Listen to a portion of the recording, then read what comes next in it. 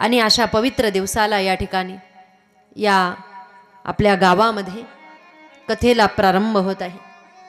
पवित्र आहे आपलं गाव, ज्या गावामध्ये भृगु ऋषींचं वास्तव्य झालेलं आहे। संतांच्या पदस्पर्शाने पावन झालेली ही दिव्य भूमी आहे आणि अशा दिव्य अशा भूमीमध्ये आपण निवास करत आहात आणि भगवान परमात्म्याच्या भक्तीसाठी आपण या ठिकाणी उपस्थित आहात। श्रीमद भागवताचं या ठिकाणी चिंतन याही पूर्वी आपण श्रवण केलेलं आहे आणि याही वर्षी श्रीमद भागवताचं आपण या ठिकाणी चिंतन श्रवण करणार आहात। भागवत म्हणजे काय आहे? भ म्हणजे भक्ती, ग म्हणजे ज्ञान, व म्हणजे वैराग्य, त म्हणजे त्याग। भक्ती, ज्ञान, वैराग्य आणि त्याग या चार गोष्टी शिकवणारा जो ग्रंथ आहे तो म्हणजे भागवत आहे। भागवत काय आहे? भगवता प्रोक्तम इति भागवतम। भगवान परमात्म्याच्या मुखारविंदातून जे प्रकट झालेलं आहे त्याला भागवत म्हणतात। भागवत काय आहे? भगवान परमात्म्याच्या प्राप्तीसाठी जी ही क्रिया केली जाते त्या क्रियेला भागवत म्हणतात। भागवत म्हणजे काय आहे? भगवान परमात्म्याची भक्ती जेही भक्त करतायत त्या भक्तांना सुद्धा भागवत म्हटलेलं आहे। भगवान परमात्म्याच्या प्राप्तीसाठी केलेली क्रिया भक्ती, भगवंताने सांगितलेलं ज्ञान म्हणजे भागवत आहे। अशा दिव्य श्रीमद भागवता अंतर्गत जे वेदव्यासजींनी ज्या ग्रंथाचं लिखाण केलेलं आहे, जे सर्व साराचं सार आहे, त्या ग्रंथाच्या प्रारंभिक श्रीमद भागवताच्या प्रारंभिक महात्म्य आलेलं आहे आणि महात्म्याच्या प्रथम श्लोकामध्ये भगवान परमात्मा कसे आहेत याचं सार्वभौम वर्णन केलेलं आहे। कसे आहेत भगवान परमात्मा? पहिल्या श्लोकामध्ये वर्णन करतायत, सच्चिदानंद रूपाय विश्वोत्पत्त्या धीतवे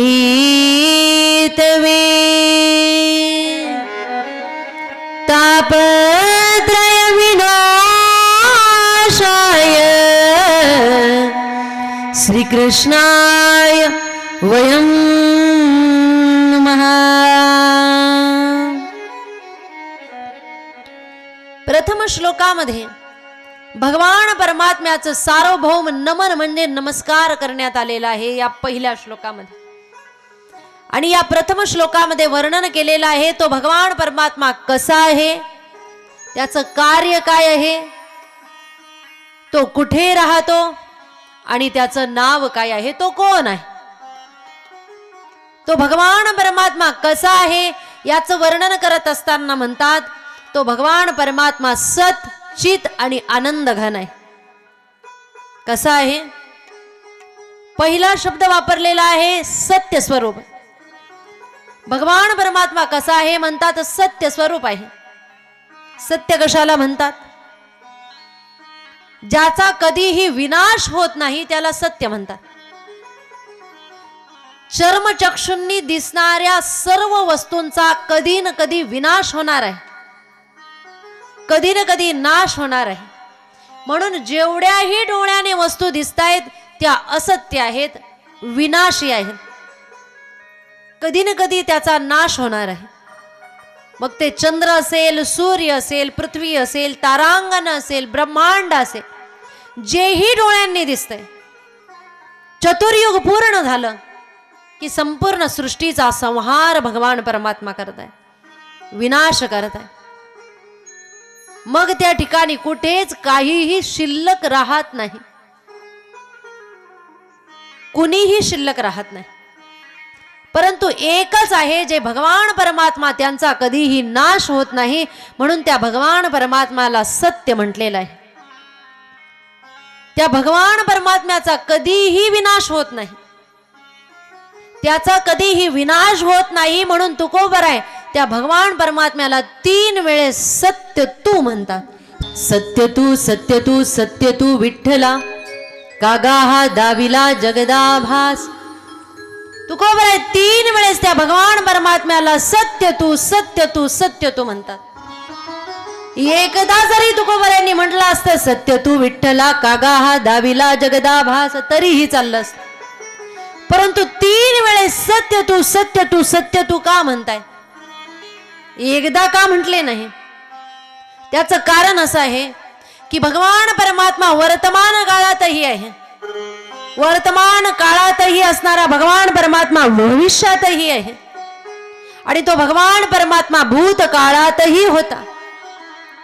भूत भविष्य वर्तमान 3ही काळामध्ये ज्याचा कधीही विनाश होत नाही, 3ही काळामध्ये तो नित्य आहे, निरंतर आहे, सदैव आहे.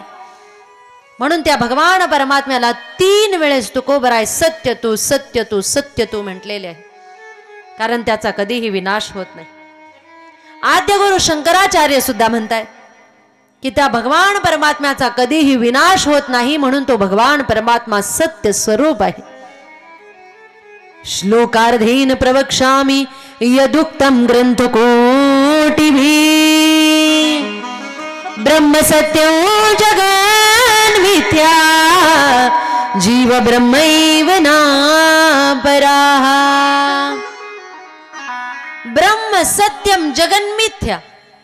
ब्रह्म म्हणजे भगवान परमात्मा कसे आहे, ब्रह्म सत्यम, आणि जगन्मिथ्या, जगत कसं आहे, मिथ्या आहे. ज्ञानोबराय सुद्धा म्हणतात भगवान परमात्मा सत्य आहे आणि संपूर्ण संसार लटिका म्हणजे खोटा आहे. लटिका व्यवहार सर्व हा संसार, हा संपूर्ण संसार लटिका म्हणजे खोटा आहे.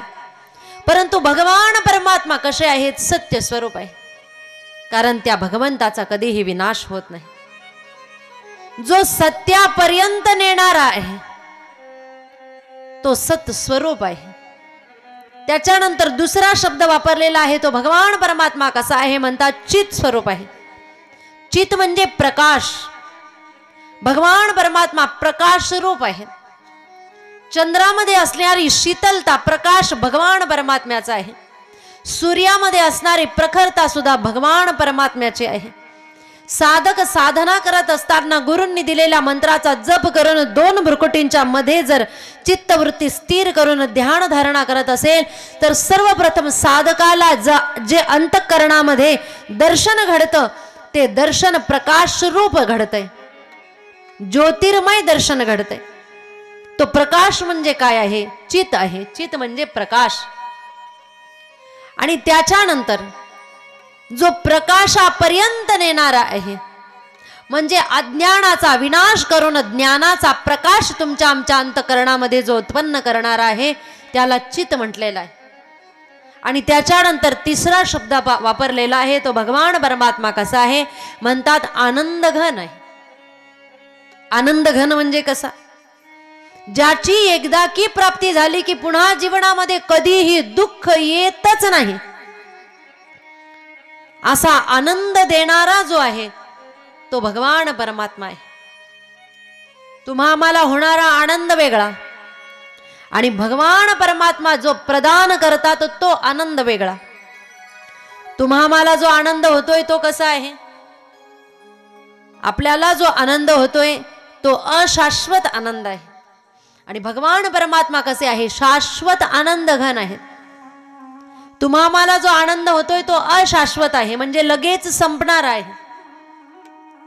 कसा आनंद होतो आपल्याला, एखादी आवडतीची व्यक्ती भेटली की आपल्याला आनंद होतो. आवडतीचे वस्त्र जर आपल्याला प्राप्त झाले, ते नवीन वस्त्र परिधान करत असताना आपल्याला आनंद होतो. नवीन अलंकार मिळाले, ते अलंकार परिधान केले की आपल्याला आनंद होतो.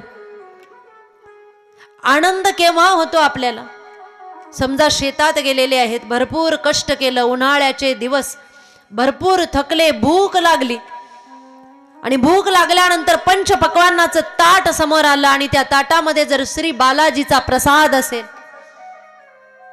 जो ग्रहण केला, येथेच भोजन मिळालं की आनंद होतो. बालाजीचा प्रसाद माहितीये, श्री बालाजीचा प्रसाद माहितीये. श्री म्हणजे श्रीखंड, बा म्हणजे बासुंदी, जी म्हणजे जिलेबी आणि ला म्हणजे लाडू. असा श्री बालाजीचा प्रसाद मिळाला केव्हा, भरपूर थकल्यानंतर. येथेच पोटभर भोजन केलं आणि भोजन केल्यानंतर काय होतंय, आपल्याला आनंद होतो. परंतु हा आनंद कुठपर्यंत होतोय? जोपर्यंत केलेलं भोजन पचत नाही आणि 7-8 तास वरून उलटत नाही तोपर्यंत तो आनंद आहे. पुन्हा 8-9 तास झाले की पुन्हा दुःख, पुन्हा भूक लागते. म्हणजे आधी मिळालेला आनंद आपला काही तासानंतर संपून जातो. एखादी आवडतीची व्यक्ती भेटली परंतु ती सोडून जात असताना आपल्याला दुःख वाटतं.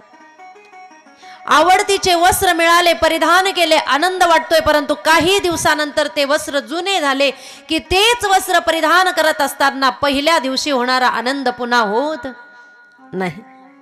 नवीन घर बांधलं, राहायला गेलो, त्या घरामध्ये आनंद होतोय, काही वर्षानंतर ते घर जुनं व्हायला लागलं, दुःख वाटते. याचा अर्थ आपल्याला होणारा आनंद काही वर्ष, काही तास, काही दिवस, काही महिने टिकणार आहे, काही क्षण टिकणार आहे. परंतु भगवान परमात्मा कसे आहे? शाश्वत आनंद घन आहे. एकदा की त्या भगवान परमात्म्याची प्राप्ती झाली की पुन्हा जीवनामध्ये दुःख. म्हणून भगवान परमात्मा आनंद प्रदान करणारे आहे. कोण आहे तो भगवान परमात्मा? म्हणतात सत्य स्वरूप आहे, चित स्वरूप आहे, आनंद स्वरूप आहे. ठीक आहे महाराज, पण त्याचं कार्य काय आहे? समजा एखादा मुलगा बघितला,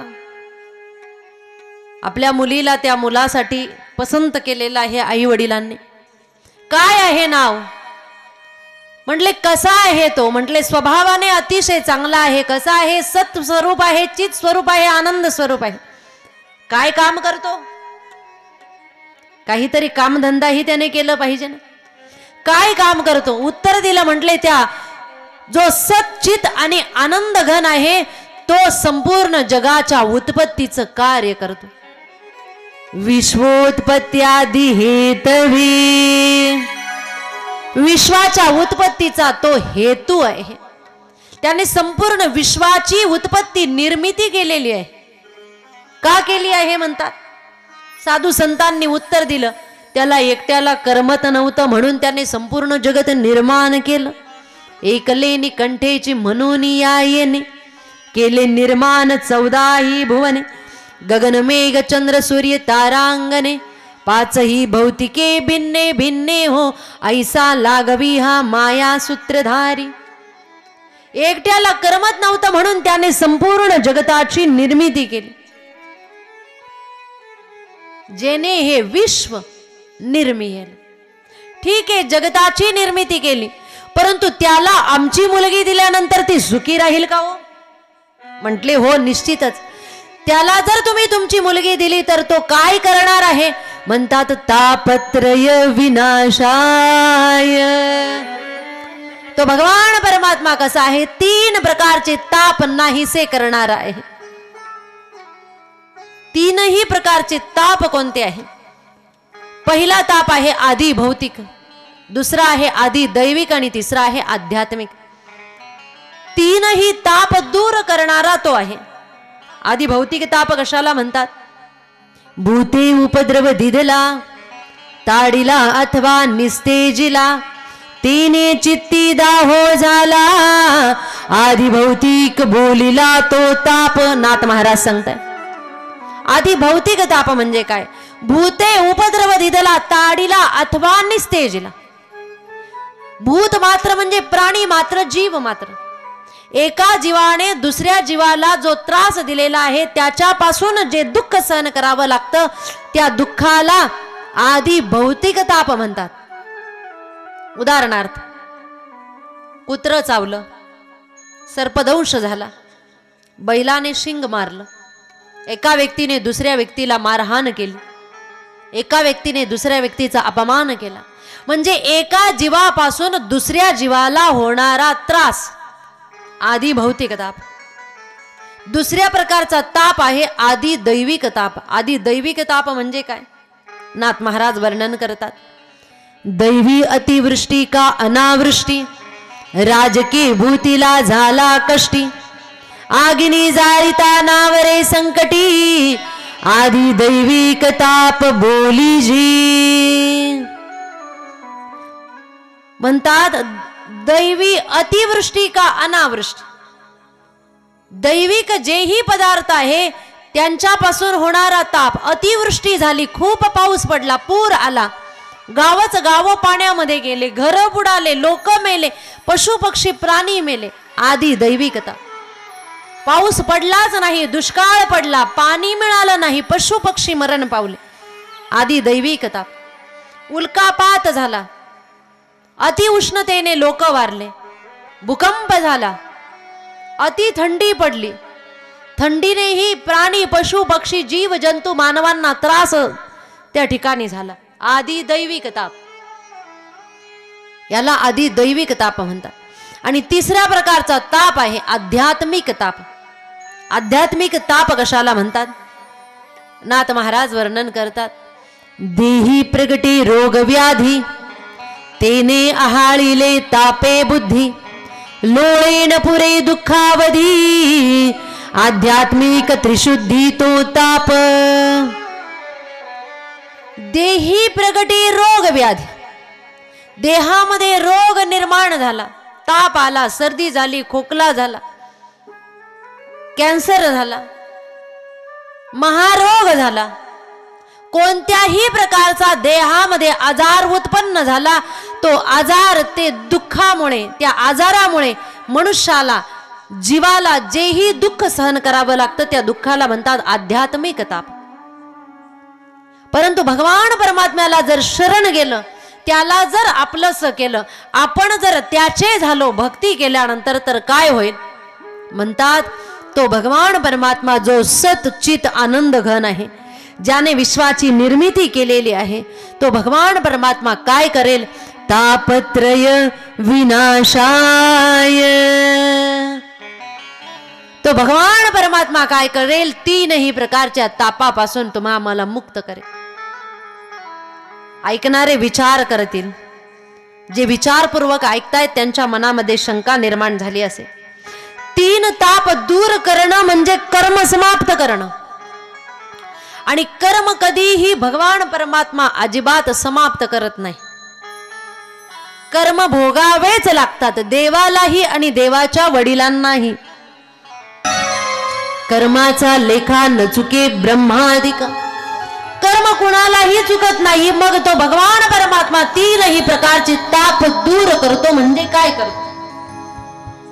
तापत्रय विनाशाय. त्या भगवान परमात्म्याला शरण गेलं तर तीनही प्रकारच्या तापांपासून तो तुम्हा मला मुक्त करतो. याचा अर्थ काय आहे? तो अजिबात त्या ठिकाणी कर्माला क्षमा करत नाही, परंतु कर्म भोगत असताना जेही दुःख आहे ते दुःख भोगत असताना सहन करण्याचं सामर्थ्य देतो. त्यालाच म्हणतात तापत्रय विनाशाय. तीनही प्रकारचे ताप सहन करण्याचं सामर्थ्य तो देतो. एकदा की तो भेटला. उदाहरणार्थ, कर्म कुणालाही चुकलेलं नाही. जेव्हा जगतामध्ये दुःख भोगतायत, तुकोबर आहे, ते दुःख भोगत असताना केवढं दुःख त्यांना झालेलं आहे तुकोबरांनी स्वतः वर्णन केलेलं आहे. दुष्काळे आटीला द्रव्य गेला मान, श्री एक अन्न अन्न करिता मेली. याचं वर्णन करणारे तुकोबर आहे. हे दुःख सहन करतायत, हे दुःख त्यांना होतंय, एवढं जीवनामध्ये दुःख झालेलं आहे, तरी सुद्धा तुकोबरांच्या मुखातून शब्द बाहेर पडतायत. काय? बरे झाले देवा निघाले दिवाळे, बरी या दुष्काळे पीडा गेली. का म्हणतायत बरे झाले देवा? याचा अर्थ आहे तापत्रय विनाशाय. दुःख होतंय तरी सुद्धा त्यांना ते दुःख वाटत नाही, कारण ते दुःख सहन करण्याचं सामर्थ्य तो भगवान परमात्मा देतोय. यालाच म्हणतात तापत्रय विनाशाय. त्या भगवान परमात्म्याला शरण गेले की तो दुःख सहन करण्याचं सामर्थ्य देत असतो. जो सच्चिदानंद घन आहे, ज्याने विश्वाची उत्पत्ती केलेली आहे, जो तीनही प्रकारचे ताप नाहीसे करणार आहे. का हो? मग त्या मुलाचं नाव नेमकी काय आहे? ज्यांना आम्हाला आमची मुलगी द्यायची, ज्याच्याशी विवाह करायचा आहे, त्याचं नाव समजेल का? कोण आहे तो? त्या ठिकाणी वेदव्यासजी महाराज वर्णन करतायत, तो भगवान परमात्मा म्हणजे श्रीकृष्ण आहे. शेवटच्या श्लोकाच्या उत्तरार्धामध्ये त्या ठिकाणी वर्णन करतायत, तो भगवान परमात्मा कोण आहे? म्हणतात श्रीकृष्णाय वयं नमः. नुसता कृष्ण शब्द वापरलेला नाही, श्रीकृष्ण. श्री या ठिकाणी लावलेली आहे. श्री म्हणजे सहज लावलेला नाही. तुमच्या आमच्या नावापुढे जे श्री लावलं जातं या ठिकाणी तो श्रीचा अर्थ या ठिकाणी नाही.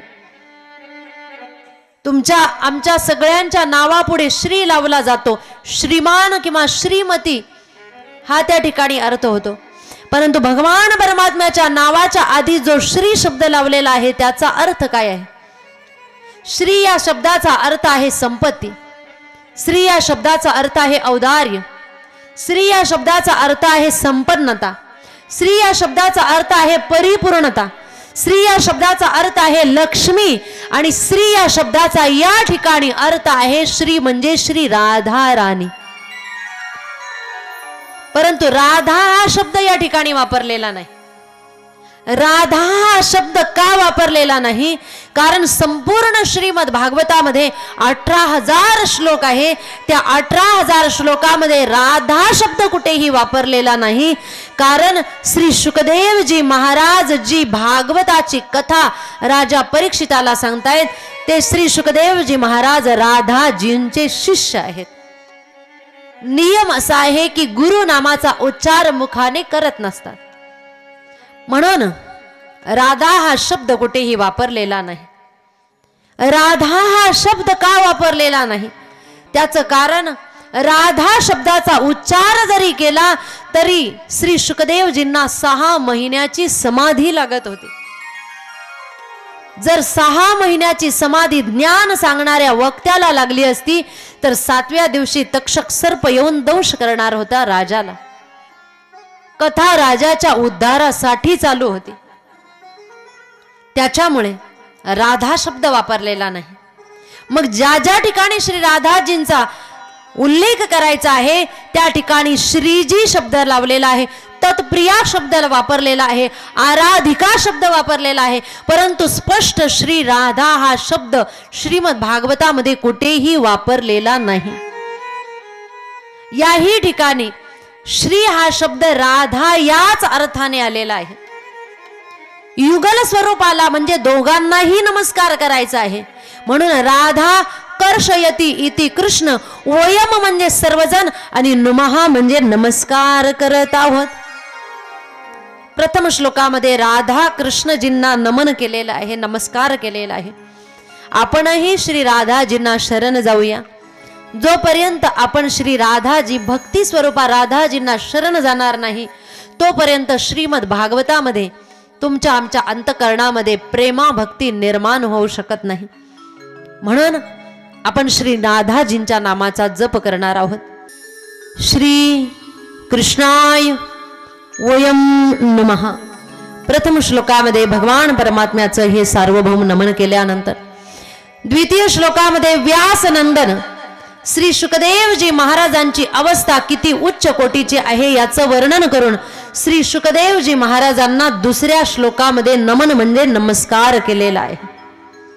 द्वितीय श्लोकामध्ये म्हणताय व्यासनंदन श्री शुकदेवजी महाराज कसे आहेत? म्हणतात यम प्रव्रजंत मनुपेत अपेत कृत्यं द्वैपायनो विरह कातराजुहाव पुत्रेति तन्मयतया तिरुभिनीदुस्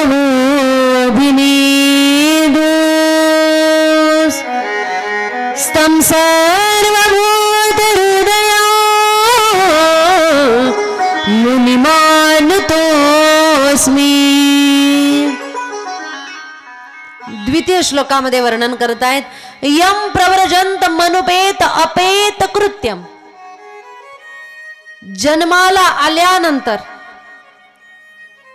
जन्म झाल्याबरोबर जे वनाच्या दिशेने पळत सुटले, 12 वर्ष जे मातृगर्भामध्ये होते, कोण? श्री शुकदेवजी महाराज. किती वर्ष?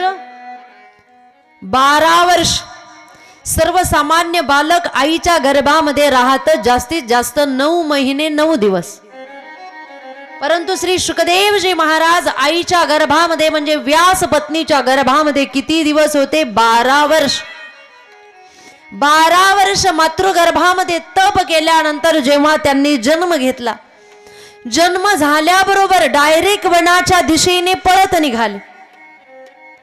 मुलगा झालेला बघितला, वेदव्यासजींना आनंद झाला आणि मुलगा जेव्हा पळत निघाला त्यावेळेस वेदव्यासजी महाराजांचा मोह जो आहे तो जागृत झाला आणि वेदव्यासजी महाराज मुलाला आवाज देताय, शुका, अरे थांब शुका, कुठे निघाला? परंतु श्री शुकदेवजी महाराजांना अडकायचं नव्हतं मोह ममता मायेमध्ये.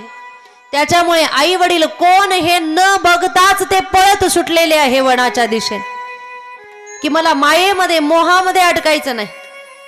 अशा वेळेस वेदव्यासजी महाराज आवाज देतायत, शुका थांब. शुकदेवजी महाराज थांबायला तयार नाही. वेदव्यासजी महाराज श्री शुकदेवजींच्या मागे मागे पळतायत. जन्म झाल्याबरोबर ज्यांचे कोणतेही संस्कार केलेले नाहीत, जात कर्म मौंजी बंधन नामकरण कोणतेही संस्कार झालेले नाहीत, परंतु तरी सुद्धा अंगावर एकही वस्त्र नसलेलं ते बालक जेव्हा वनाच्या दिशेने पळतायत, साधू संत महात्मे त्या बालकाबद्दल वर्णन करतात, हे तेच ब्राह्मणाचं बाळ आहे जे बाहेर यायला घाबरलं होतं. कापत कापत बाहेर आले ते नागवेची पळून गेले. ते बाळ नागवच पळून गेलेलं आहे. शुकदेवजी महाराजांना आवाज देतायत. वेदव्यासजी महाराज शुकदेवजी महाराज थांबायला तयार नाही. वेदव्यासजी महाराज शुकदेवजींच्या मागे मागे पळतायत. एवढे अवस्थेने श्रेष्ठ आहे श्री शुकदेवजी की ज्या रस्त्याने गेलेले आहे त्या रस्त्यावरच्या आजूबाजूच्या झाडांनी जणू त्यांनी बोलायला सुरुवात केली. त्या झाडांनी कसं बोलायला सुरुवात केली? पिकलेलं फळ जमिनीवर टपकन पडलेलं आहे आणि ते फळ वेदव्यासजींनी बघितलं. जणू ते झाड सांगतायत, महाराज आम्हाला ही फळं येतात आणि फळं आले की ते फळं आम्ही जगत कल्याणासाठी जगतासाठी सोडून देतो. तुम्हालाही व्यास रूपी झाडावर शुकदेव रूपी फळ आलेलं आहे आणि ते तुमच्यासाठी नाही जगत कल्याणासाठी आहे, म्हणून त्यांना जाऊ द्या. झाडांना जणू वाचा प्राप्त झाली. एवढं सामर्थ्य ज्यांच्यामध्ये आहे असे श्री शुकदेवजी महाराज आहे. किती सामर्थ्य आहे श्री शुकदेवजींमध्ये. जेव्हा वेदव्यासजी थांबलेच नाही, शुकदेवजींच्या मागे मागेच निघाले. म्हणतात पुढे एक सरोवर दिसलं, त्या सरोवरामध्ये काही स्त्रिया स्नान करत होते. शुकदेवजी तिथून गेले तरी देखील स्त्रिया स्नान करतायत, परंतु वेदव्यासजी महाराजांना मागून आलेलं बघितल्याबरोबर स्त्रियांनी अंगावर वस्त्र त्या ठिकाणी झाकून घेतले. वेदव्यासजींना आश्चर्य वाटलं. वेदव्यासजींनी त्या स्त्रियांना विचारलं, आत्ताच माझा 12 वर्ष ज्याचं वय आहे आणि आत्ताच जो जन्माला आलेला आहे असा मुलगा इथून गेल्यानंतर तुम्ही अंगावर वस्त्र परिधान केले नाहीत, परंतु मला बघितल्याबरोबर लगेच वस्त्र झाकले, काय कारण आहे? त्या स्त्रियांनी सुंदर उत्तर दिलं, महाराज आत्ताच तुमचा मुलगा जो इथून गेला त्याला स्त्री काय पुरुष काय विषय काय अवयव काय याचं अजिबात ज्ञान नाही. ते विषय विकारांनी रहित आहेत, परंतु तुम्ही ज्ञानी जरी असलात तरी तुम्हाला याचं सर्व ज्ञान आहे, म्हणून तुम्हाला बघितल्याबरोबर आम्ही वस्त्र परिधान केले, अंग झाकलेले आहे. म्हणजे एवढे अवस्थेने श्रेष्ठ त्या ठिकाणी श्री शुकदेवजी आहे हे व्यासांना कळालं.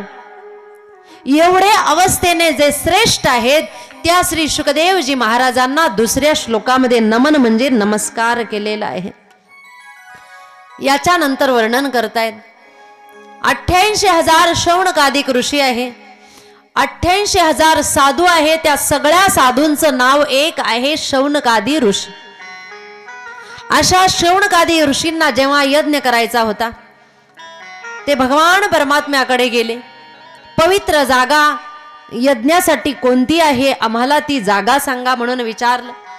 भगवंताने चक्र सोडलं आणि चक्र ज्या जागेवर स्थिर झालं त्या जागेला नाव पडलं चक्रतीर्थ. 2 धामला जे गेलेले असतील, 4 धामला गेलेले असतील, त्या त्यांनी नैमिषारण्यामध्ये चक्रतीर्थाचं दर्शन केलेलं असेल. आजही ते चक्रतीर्थ त्या ठिकाणी आहे. ते चक्र ज्या जागेवर स्थिर झाले त्या ठिकाणी 88,000 शौनकाधिक ऋषी आले. त्यांनी यज्ञ सुरुवात केली. होम हवन यज्ञयाग करू लागले. पहाटे पासून यज्ञाला प्रारंभ होत होता, दुपारपर्यंत यज्ञ व्हायचा आणि उरलेला अर्धा दिवस त्या ठिकाणी कोणतंही कार्य होत नव्हतं. भोजन झालं की काहीच कार्य होत नव्हतं. साधूंनी विचार केला, आपल्या आयुष्यातला अर्धा दिवस रोज व्यर्थ वाया जातोय. हा विचार साधूंच्या मनामध्ये आला. जो खऱ्या अर्थाने जागृत आहे, जागा आहे, त्याला वेळेची किंमत माहीत असते. प्रत्येक क्षणाला तो विचार करतो की गेलेला क्षण पुन्हा माझ्या आयुष्यामध्ये येणार नाही. प्रत्येक क्षण महत्वाचा आहे. प्रत्येक दिवस, दिवसाची प्रत्येक वेळ, प्रत्येक प्रहर, प्रत्येक तास, प्रत्येक मिनिट, प्रत्येक क्षण अतिशय महत्वाचा आहे. जीवनभर कमावलेली संपत्ती जर यमदेवाला दिली आणि सांगितलं मरत असताना की 5 मिनिट वाढवून द्या, मिळतील का? कारण त्या ठिकाणी टेबला खालून घेण्याची पद्धत, प्रलोभन कितीही जरी दिले, जीवनभर कमावलेली संपत्ती जरी दिली तरी 5 मिनिट वाढवून मिळत नाही. म्हणून प्रत्येक क्षण अतिशय महत्वाचा असतो. वेळेला ज्याने जाणलंय, वेळ त्याला जाणते. जो वेळेवर जागा असेल त्याचं जीवन सुधारल्याशिवाय राहत नाही. वर्षभर ज्याने वेळेला जाणलं, अभ्यास केला, त्याला पेपरामध्ये सगळं आठवतं आणि तो पैकीच्या पैकी मार्क मिळवू शकतो. परंतु परीक्षेच्या दिवशी ज्याने पुस्तकं हातात घेतले आणि अभ्यासाला सुरुवात केली, वेळेचं महत्व त्याला अजिबात समजलेलं नाही. त्यावेळेस वेळ काय करते, त्याच्यावर नापास होण्याची वेळ आणते. म्हणून मनुष्याने वेळेला समजलं पाहिजे, जाणलं पाहिजे. जागृत व्यक्ती कसा असतो, जो वेळेला जाणतो तो व्यक्ती कसा असतो? तो व्यक्ती भजनानंदी असतो. तो नामस्मरण करतो, तो परमार्थ करतो. आणि जागृत कसं व्हायचं आहे म्हणतात, जो झोपलेला आहे त्याने डोळे उघडून जागं झालं पाहिजे. परमार्थिक बाबतीत ज्याने डोळे उघडलेले आहे त्याने उठून बसलं पाहिजे. म्हणजे ज्याला समजलेलं आहे की आपला उद्धार परमार्थाने होणार आहे, त्याने पुढच्या क्रियेला अधिक त्या ठिकाणी वेग द्यायचा आहे. उठून बसायचं आहे म्हणजे गुरूंजवळ जायचंय, गळ्यामध्ये माळ घालायची. ज्याने गळ्यामध्ये माळ घातलेली आहे त्याने उभं राहायचंय. म्हणजे काय करायचंय, नामस्मरणाला सुरुवात करायची. आता जागा रे भाई जागा राहायचंय म्हणजे काय करायचंय? तुमच्या आमच्या दृष्टीने डोळे उघडे असले म्हणजे जागा आहे, परंतु साधू संतांच्या दृष्टीने जागा असणं म्हणजे काय आहे? जो भजनानंदी आहे, जो परमार्थाला लागलेला आहे, जो परमार्थामध्ये क्रियाशील आहे, भगवत प्राप्तीसाठी जो कृतिशील आहे, साधू संतांच्या दृष्टीने तो जागा आहे. जो उभा राहिलेला आहे त्याने चालायला सुरुवात करायची आहे, म्हणजे त्याने नामस्मरण करायचं आहे. जो चालायला लागलेला आहे त्याने नामस्मरण फक्त सकाळ दुपार संध्याकाळ नाही, प्रत्येक क्षणाला करण्याचा प्रयत्न करायचा आहे, म्हणजे वेग वाढवायचा आहे. जो पटापट चालायला लागलेला आहे त्याने पळायचं आहे. पळायचं आहे म्हणजे काय करायचं आहे? भगवत प्राप्तीसाठी अजून कृतिशील व्हायचं आहे. जो अशा पद्धतीने जागा आहे, जो परमार्थ मार्गामध्ये नामस्मरण करायला लागलेला आहे, गळ्यामध्ये माळ घातलेली आहे, जो आळंदी पंढरपूरची वारी करायला लागलेला आहे, ज्याला जीवनाचा खरा अर्थ समजलेला आहे, ज्याने मंदिरात जायला सुरुवात केलेली आहे, विषय विकारांचा नायनाट करण्यासाठी, जो आपल्या विषय विकारांवर मात करण्यासाठी प्रत्येक क्षणाला त्या ठिकाणी विचार करायला लागलेला आहे, तो खऱ्या अर्थाने जागा असतो. आणि असा जो जागा आहे, जो आपल्या प्रत्येक क्षणाला विचार करतोय, भगवान परमात्म्याच्या प्राप्तीसाठी कृतिशील आहे, त्याला वेळेचं महत्व कळालेलं आहे, तो खऱ्या अर्थाने जागा आहे. म्हणून प्रत्येक क्षण जीवनातला फार महत्वाचा आहे. ज्याने वेळ जाणला नाही, लग्नाचं वय झालं आणि मुलगा म्हणायला लागला मला लग्न करायचं नाही, वेळ गेल्यानंतर म्हणायला लागला आता करायचं आहे, काय फायदा आहे. म्हणून वेळ महत्वाची आहे.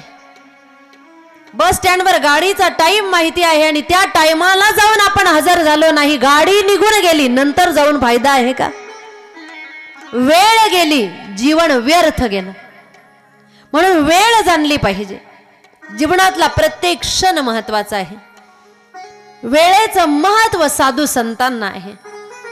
त्याच्यामुळे ते विचार करायला लागले की उरलेला अर्धा दिवस जो आहे तो काय करायचा. अर्धा दिवस वेळ व्यर्थ वाया जायला नको. मग अशा वेळेमध्ये सत्संग घडला पाहिजे, भजन घडलं पाहिजे. पण सत्संग जर करायचा असेल तर कुणीतरी ज्ञानी वक्ता असावा लागतो. कोण सांगेल ज्ञान. विचार केला की कुणीतरी ज्ञानी वक्ता असला पाहिजे, ज्यांनी उरलेल्या अर्ध्या दिवसामध्ये आपल्याला ज्ञान दिलं पाहिजे.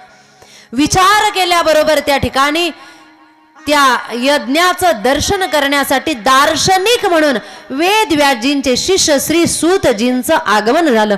श्री सूतजी महाराज की जय. सूतजी महाराज की जय. सूतजी महाराज की जय. श्री सूतजी महाराजांचं आगमन झालं. सूतजी महाराजांना बघितलं आणि 88,000 शौनकाधिक ऋषी जागेवर उभे राहिले, हात जोडून नमस्कार केलेला आहे. सूतजींनी यज्ञाचं दर्शन केलं आणि सूतजींना शौनकाधिक ऋषींनी उच्च आसनावर बसवलं. आणि ज्ञानी असणाऱ्या सूतजींना बघून 88,000 शौनकाधिक ऋषी हात जोडून त्यांना विनंती करतायत, महाराज आमचं अहोभाग्य तुम्ही आलेला आहात, बरं झालं तुम्ही आलात. आमच्या अंतःकरणामध्ये इच्छा निर्माण झाली की आम्हाला ज्ञान श्रवण करायचं आहे आणि तुमच्यासारखे ज्ञानी महात्मे आले. बघा परमार्थामध्ये असंच असतं.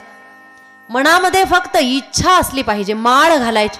कुणीतरी दिव्य साधू संत महात्म्यांचं आगमन होतं आणि त्यांच्या हाताने लगेच माळ घालता येते. इच्छा झाली वारी करायची, पण वारी करायची कुणीतरी जोडीदार असलं पाहिजे ना. कुणासोबत जायचं. मनामध्ये विचार आला आणि तेवढ्यात त्या ठिकाणी कुणीतरी वारीला जाणार आपल्याला भेटतं आणि त्यांच्या मुखातून शब्द बाहेर पडतात, अहो आम्हाला यावर्षी पायी वारीला जायचंय, आषाढी कार्तिकी आषाढी वारीला जायचंय, आळंदी ते पंढरपूर. ज्या व्यक्तीला जाण्याची इच्छा आहे त्या व्यक्तीच्या मुखातून लगेच शब्द बाहेर पडतात, बरं झालं तुम्ही भेटलात, मला ही वारी करायची होती, बरं झालं तुमची भेट झाली, माझी इच्छा होतीच, परंतु कोण आहे, जायचंच आहे ना, तर कुणीतरी जोडीदार तर पाहिजे ना, बरं झालं तुम्ही भेटलात. याचा अर्थ काय आहे. इच्छा अंतःकरणामध्ये निर्माण झाली, निर्माण झाल्याबरोबर लगेच भगवान परमात्मा त्या ठिकाणी कृपा करतात. त्याच्या आधी पहिलं पाऊल आपलं पडलं पाहिजे.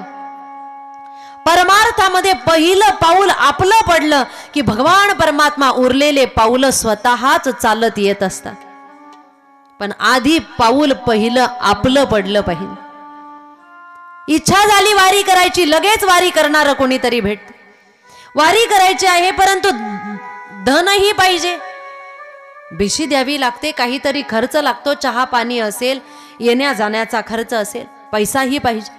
अचानक कुणीतरी पैसा देण्यासाठीही उभा राहतो, अचानक कुठून तरी मदत भेटते, अचानक कुठून तरी घरामध्ये पैसा येतो. केव्हा इच्छा झाली परमार्थाची, दान करायचंय. या वर्षी पंगत देण्याची इच्छा आहे. 1 वर्षापासून नाही, अनेक वर्षापासून मनामध्ये इच्छा आहे, या वर्षी तर पंगत द्यायचीच आहे, परंतु पैसा कुठून येईल. भगवान परमात्मा लगेच बघतात, यांच्या अंतःकरणामध्ये दानाची इच्छा आहे ना, असं काहीतरी घडतंय की तुमच्या घरामध्ये आपोआप पैसा येतो, आपोआप आपल्याकडे दान पुण्य होण्याचं सामर्थ्य आपल्यामध्ये निर्माण होत. पण पहिलं पाऊल आपलं पडलं पाहिजे. इच्छा झाली अर्धा दिवस व्यर्थ वाया जायला नको, सत्संग घडला पाहिजे. सूतजी महाराज आले, व्यासजींचे शिष्य. विनंती केली, महाराज आलात ना, आम्हाला ज्ञान सांगा. हात जोडून शौनकादिक ऋषी सूतजी महाराजांना म्हणतायत, महात्मन, अज्ञान द्वांत विध्वंस कोटी सूर्य समप्रभ, सूताख्यायी कथा सार मम कर्ण रसायन.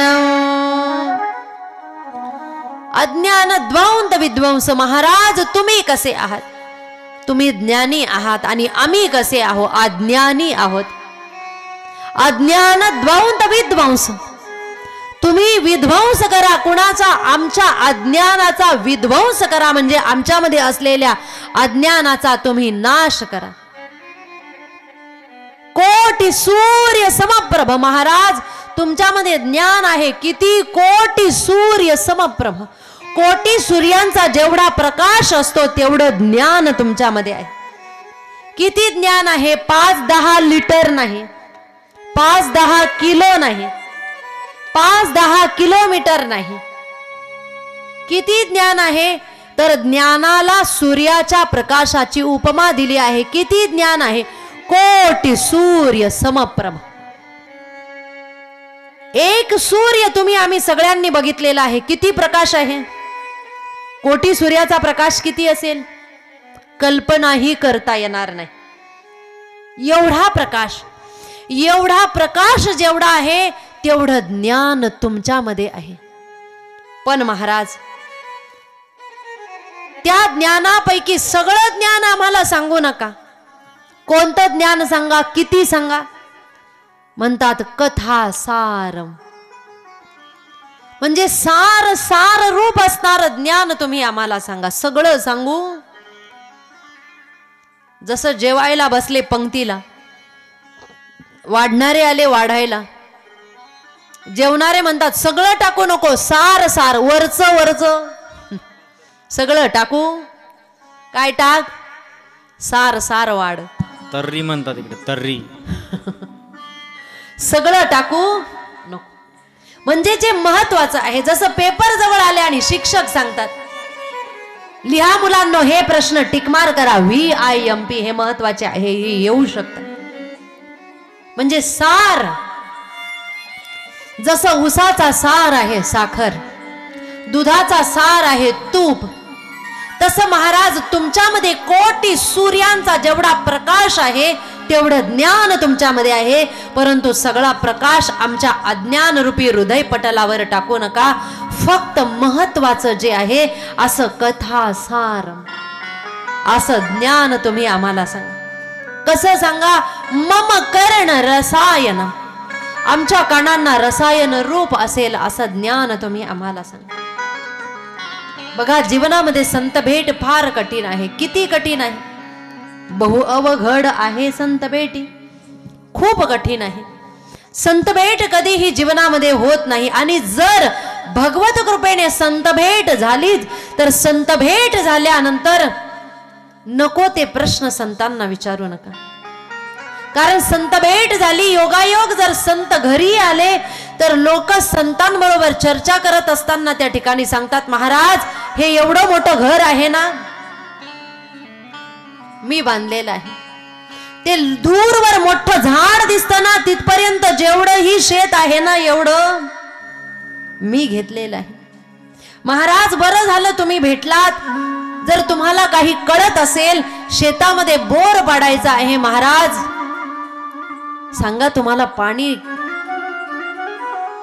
पाण्याचा जर ठाव ठिकाणा कळत असेल तर सांगा महाराज, कोणत्या ठिकाणी बोर पाडायचा आहे, पाणी लागेल की नाही. संत भेट झाली तर लोक संतांना प्रश्न विचारतात, महाराज आम्ही दुकान टाकलेलं आहे, सांगा महाराज आमचं दुकान चालेल की नाही. सांगा महाराज या वर्षी तरी पाऊस पडेल की नाही. या वर्षी तरी आमच्या ऊसाला, कापसाला, हळदीला भाव मिळेल की नाही. सांगा महाराज. तुम्हाला जर कळत असेल तर 1500 रुपयाचे 2100 लाडकी बहीण म्हणून मिळेल की नाही? कळतंय का महाराज तुम्हाला काही? आणि आता सगळ्यांचा एकच प्रश्न आहे, महाराज सांगा या वर्षी तरी आमच्या मुलाचं लग्न जमेल की नाही? सगळ्यांचा प्रश्न आहे महाराज. 4-5 वर्षापासून शोध घेतोय आणि काही तर इथपर्यंत विचारतात, महाराज तुम्ही गावोगावी फिरतात, तुमच्या बघण्यात एखादी मुलगी आहे की नाही? जर कुणी असेल तर कळवा, आमचा मुलगा अमुक अमुक काम करतो, एवढी शेती आम्हाला आहे, या वर्षी तरी त्याचं लग्न जमेल की नाही? हे प्रश्न लोक विचारतात. पण संत भेट झाली तर असे प्रश्न त्या ठिकाणी विचारू नका. संत भेट झाली तर काय विचारलं पाहिजे? जीवनामध्ये संत भेट होत नाही, आणि जर जीवनामध्ये संत भेट झाली तर संत महात्म्यांना लौकिक व्यवहारातले प्रश्न विचारू नका. लौकिक चर्चा संतांना अजिबात आवडत नाही, संतांना पारमार्थिक चर्चा आवडते. जर जीवनामध्ये संत भेट झाली तर काय विचारलं पाहिजे? म्हणतात, काय मी उद्धार पावेन, काय कृपा करील नारायण. तुम्ही सांगा संत जन, करा समाधान चित्त माझे. त्या भगवान परमात्म्याची कृपा माझ्यावर होण्यासाठी मी कोणत्या मंत्राचा जप करू? त्या भगवान परमात्म्याची कृपा होण्यासाठी मी काय करू? कोणती साधना करू? कशी पूजा करू? कसं भजन करू? कसं नामस्मरण करू? कोणत्या नामाचा जप करू? हा प्रश्न संतांना विचारला पाहिजे. पारमार्थिक प्रश्न जर संतांना विचारला तर संत महात्मांना पारमार्थिक विषय आवडतात. सूतजी महाराज आले आणि शौनकादिक ऋषींनी विचारलं, अज्ञानरूपी अंधकार दूर होण्यासाठी तुम्ही ज्ञानी आहात ना महाराज? तर त्या ज्ञानापैकी सर्व साराचा सार जे असेल ते ज्ञान तुम्ही आम्हाला सांगा, की जे श्रवण केल्यानंतर आमच्या कानांना रसायन रूप वाटेल, आमचा उद्धार होईल. कसं ज्ञान सांगा? म्हणतात, श्रेयसाम यद भवे श्रेय, पावना नांच पावना, कृष्ण प्राप्ती करम शाश्वत साधनम तद्वदाधुना. कसं ज्ञान सांग? जे श्रेष्ठाहूनही श्रेष्ठ आहे, पवित्रालाही पवित्र करणार आहे, कृष्ण प्राप्ती करून देणार आहे, जे ऐकल्यानंतर आम्हाला कृष्ण प्राप्ती होईल. आणि कशी? शाश्वत. कृष्ण प्राप्ती करम शाश्वत साधनम तद्वदाधुना. असं साधन महाराज तुम्ही आम्हाला सांगा. हा प्रश्न ऐकला सूतजी महाराजांना आनंद झाला. धन्य आहात तुम्ही, स्वतःला अज्ञानी म्हणतायत. बघा, शौनकादिक ऋषी अज्ञानी नव्हते, तरीही ते म्हणतायत की आम्ही अज्ञानी आहोत. पहिलाच शब्द वापरलेला आहे, अज्ञानद्वंत विद्वंस. ते अज्ञानी नाही तरी स्वतःला अज्ञानी म्हणतायत. याचा अर्थ काय आहे? याचा अर्थ ज्यालाही ज्ञान ग्रहण करायचं आहे त्याने ज्ञान मंडपामध्ये अज्ञानी बनून आलं पाहिजे, ज्ञानी बनून यायचं नाही. ज्याला ज्ञान प्राप्त करायचं असेल त्याने अज्ञानी बनून आलं पाहिजे. जर कुणी म्हणत असेल, महाराज तुम्ही जी कथा सांगताय ना आमची पाठ झाली, त्याला कथा समजलीच नाही. महाराज तुम्ही काय सांगणार आहे पुढचंही आम्हाला माहित आहे, काहीच कळलं नाही तुम्हाला. ज्याला ज्ञान ग्रहण करायचं आहे ना त्याने अज्ञानी बनून यायचं आहे. उदाहरणार्थ, या ज्ञान मंडपामध्ये आले आणि येत असताना प्रत्येकाने एखादं पात्र आणलं, घरातून एखादं भांड आणलं, आणि येताना ते भांड कशाने तरी फुल भरून आणलेलं आहे, काठोकाठ भरलेलं आहे.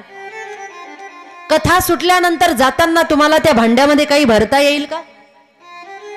भरता येईल? जागे आहेत ना सगळेजण? एकदा मांडी घालून ताट बसा बरं. भरलेलं भांड तुम्ही आणलं, इथून जाताना काही नेता येईल का त्या भांड्यात? नेता येणार नाही. पण जर येताना खाली भांड आणलेलं असेल तर जाताना इथून प्रसाद घेऊन जाता येईल, काहीतरी भरून नेता येईल. तसं ज्ञानी बनून जर आलात तर ज्ञानी बनून आल्याचा अहंकार जर असेल तर अहंकाराच्या पात्रामध्ये कधीही ज्ञान थांबत नाही. अज्ञानी बनून जर आलात तर अज्ञानी व्यक्तीच्या पात्रामध्ये ज्ञान भरून त्या ठिकाणी नेता येत. म्हणून कथेमध्ये येत असताना अज्ञानी बनून आलं पाहिजे. म्हणून स्वतःला अज्ञानी म्हणतायत शौनकादी ऋषी.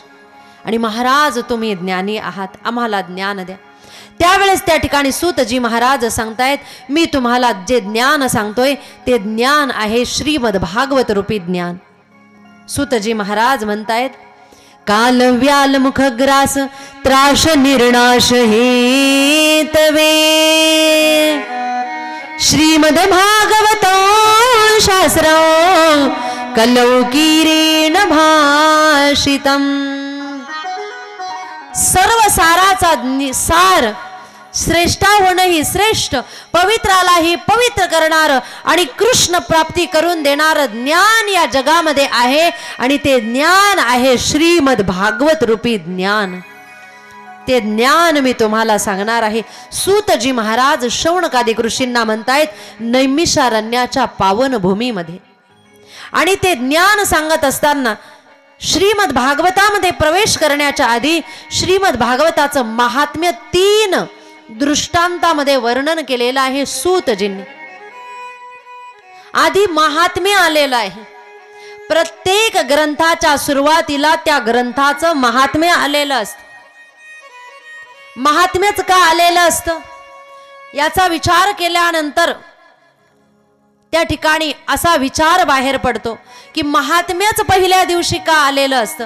कारण महात्म्यामध्ये वर्णन केलेलं असतं की हा ग्रंथ ऐकल्यानंतर किंवा वाचल्यानंतर किंवा श्रवण केल्यानंतर, पारायण केल्यानंतर काय होतंय, पाप जातय, ताप जातय, दैन्य जातय, दुःख जातय, दारिद्र्य जातय, सुख येतय, इच्छा पूर्ण होत आहेत, संतान प्राप्ती होत वगैरे सगळं काही सांगितलेलं असतं महात्म्यामध्ये.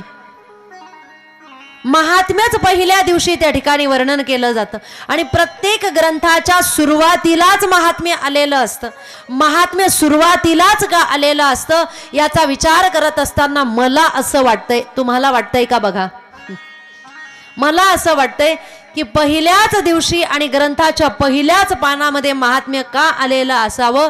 कारण त्या काळातल्या ग्रंथ लिहिणाऱ्या महात्म्यांनाही वाटत असेल की भविष्यामध्ये कलियुगामधले असे मानव आहेत की ते फार स्वार्थी आहेत, काही मिळाल्याशिवाय काही करत नाही.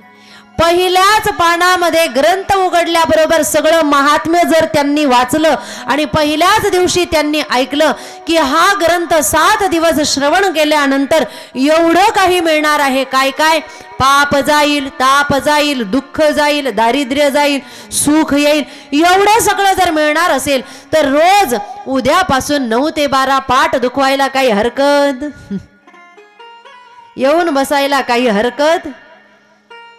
एवढं सगळं जर मिळणार असेल तर उद्यापासून यायला काही हरकत. म्हणजे स्वार्थी आहेत कलियुगातले जीव, काही मिळाल्याशिवाय काही करत नाहीत. हा स्वार्थ कदाचित त्या काळातल्या महात्म्यांना माहीत असावा. म्हणून प्रत्येक ग्रंथाच्या सुरुवातीला कोणताही ग्रंथ घ्या, पहिल्या पानावर महात्म्य आलेलं असतं.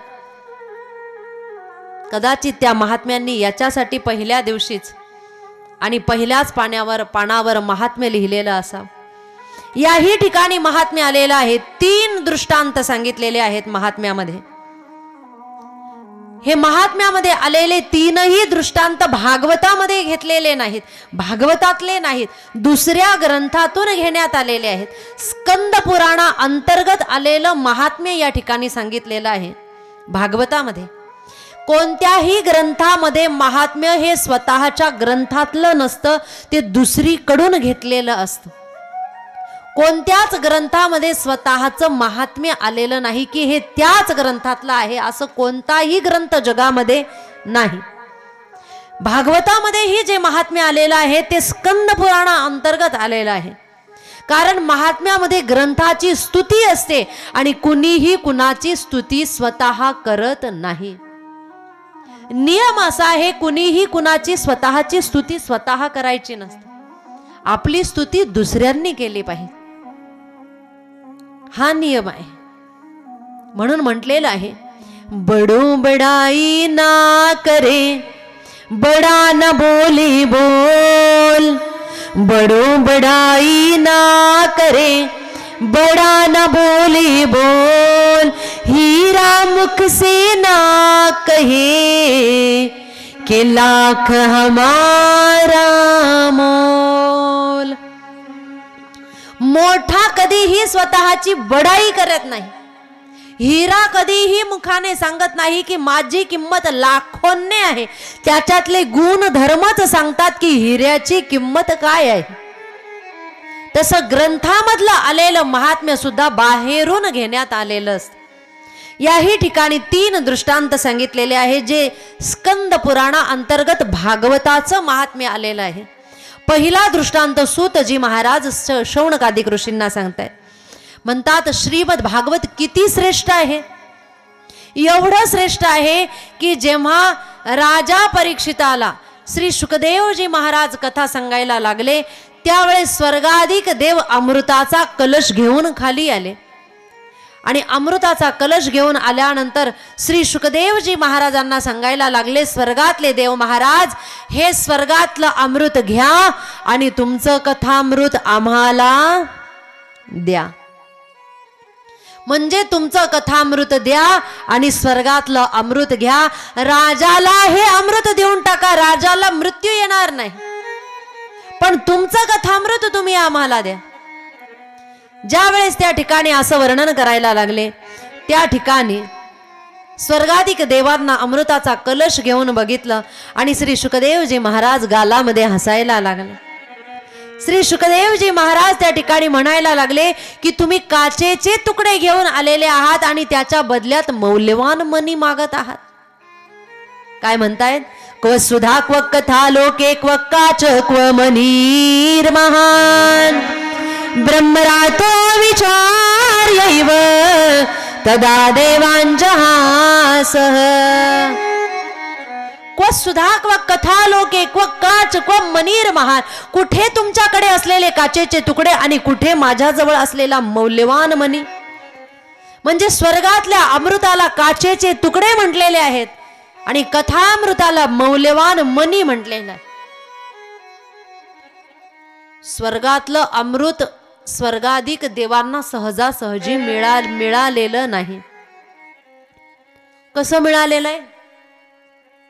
दैत्यांची मदत घेतली, वासुकी नाग आणला, मंद्राचल पर्वत समुद्रामध्ये टाकला. एका बाजूला दानव, एका बाजूला देव. समुद्र मंथन झालं, हलाहल विष निघलं. तेही प्राशन करावं लागलं महादेवाला. त्याच्यानंतर एक एक रत्न निघालं. त्यातही मंद्राचल पर्वत समुद्रात जायला लागला. तेव्हा कुर्म अवतार भगवंताला घ्यावा लागला. धन्वंतरी रूपाने भगवंत प्रकट झाले. अमृताचा कलश निघाला. देव आणि दैत्यांमध्ये भांडण झालं. ते अमृत मिळवण्यासाठी भगवंताला पुन्हा मोहिनी अवतार धारण करावा लागला आणि त्याच्याही नंतर मोहिनी अवतारामध्ये छल कपट करून मग अमृत देवांना मिळालं. आणि असं कष्टाने मिळालेलं अमृत न मागता देवता द्यायला आले, न मागता द्यायला आले.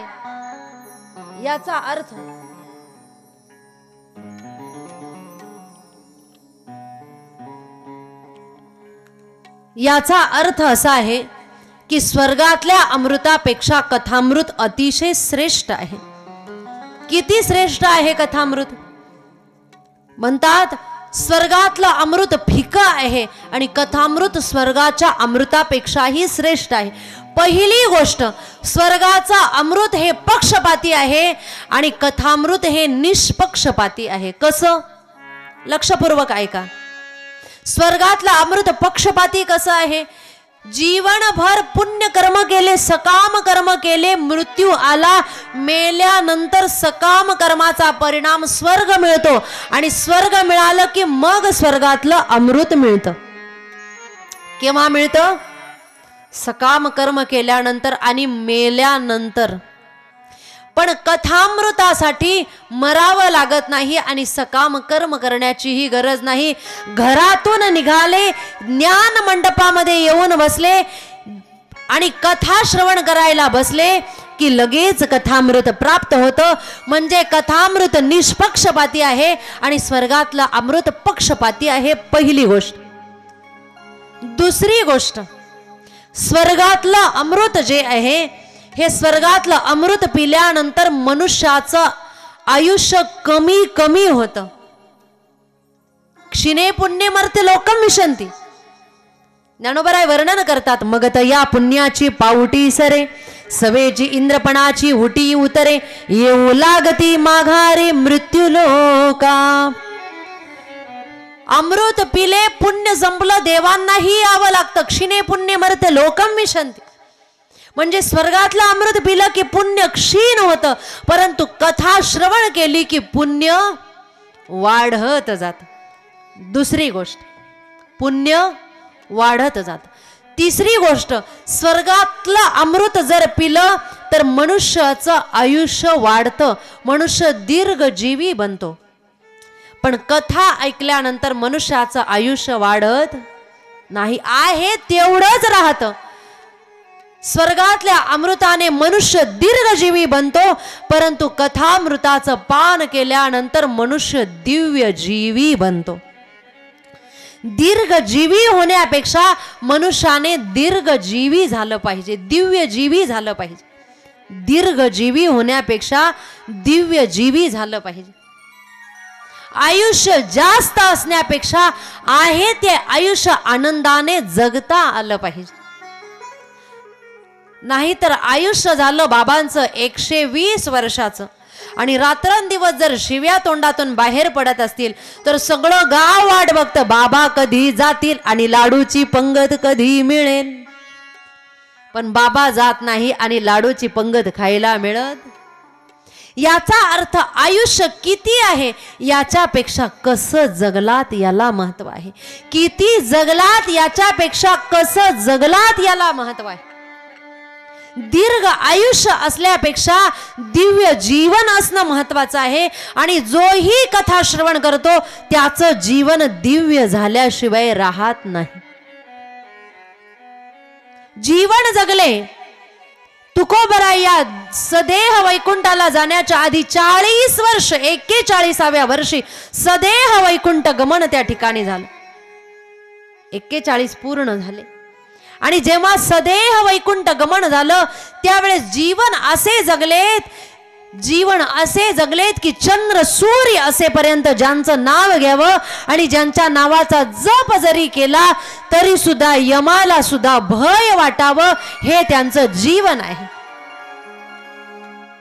तुकाराम तुकाराम तुकाराम तुकाराम तुकाराम तुकाराम तुकाराम तुकाराम हे तुकाराम तुकाराम तुकाराम तुकाराम तुकाराम तुकाराम तुकाराम तुकाराम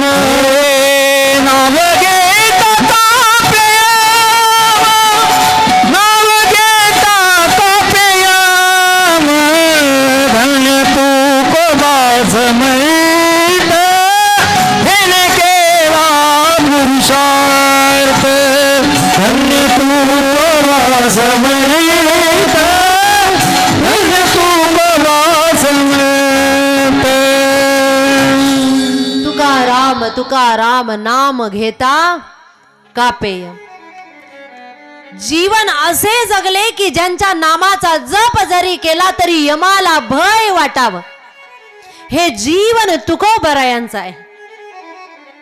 म्हणून किती जगलात याच्यापेक्षा कसं जगलात याला महत्व आहे. ज्ञानोबराय देहाने आजही समाधीत आहे, परंतु सगळ्यांच्या समवेत जेव्हा त्यांचा देह होता वयाचे 21 वर्ष राहिले, परंतु जीवन असं जगले की आपण तुम्ही आम्ही माऊली माऊली म्हटलं तरी आपलं पाप नाहीसे व्हावं, हे जीवन त्यांचं आहे. म्हणून दीर्घ आयुष्य असण्यापेक्षा दिव्य आयुष्य असणं महत्वाचं आहे. छत्रपती शिवाजी महाराज वयाचे 50 वर्ष तुमच्या आमच्यामध्ये त्या काळामधल्या लोकांमध्ये राहिलेले आहेत.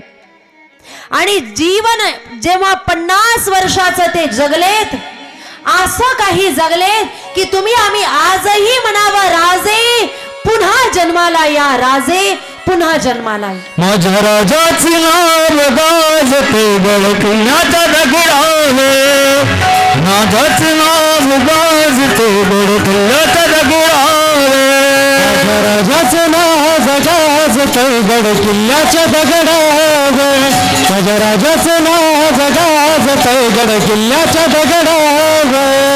एकच राजा इथे जन्मला शिवनेरी किल्ल्यावे, किल्ल्यावे. छत्रपती शिवाजी महाराज की माझ्या राजाचे नाव गाजते गडकिल्ल्याच्या दगडावे, माझ्या राजाचे नाव गाजते गडकिल्ल्याच्या दगडावे, माझ्या शुभाचे नाव गाजते गडकिल्ल्याच्या दगडावे.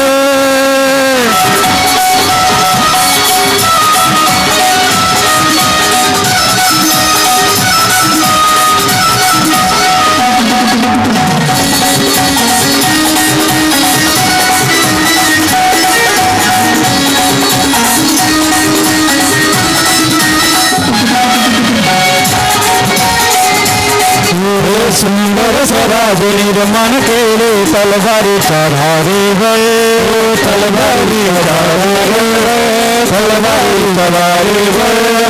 रयतेसाठी वारे झेलेले आपल्या निकळ्या छातीवर, आपल्या निकळ्या छातीवर, आपल्या निकळ्या छातीवर प्राणपणाने लढले मावळे, भरोसा राजावे, राजावे. माझ्या राजाची माझ्या शिवाचे माझ्या राजाचे नाव गाजते किल्ल्याच्या दगडावे, माझ्या राजाचे नाव गाजते किल्ल्याच्या दगडावे.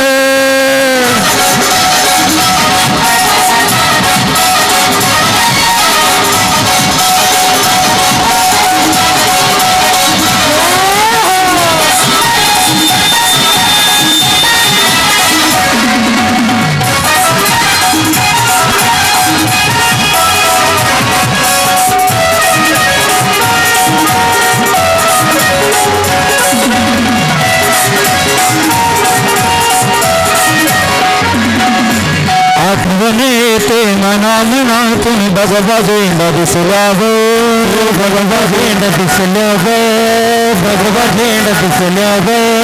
जात पातना धर्म मानिला फुला माणूस की वेळ, सगला माणूस की वेळ, सगला माणूस की वेळ. पुन्हा जन्म घ्याशी इच्छा शिवभक्ताचार दयावे, दयावे.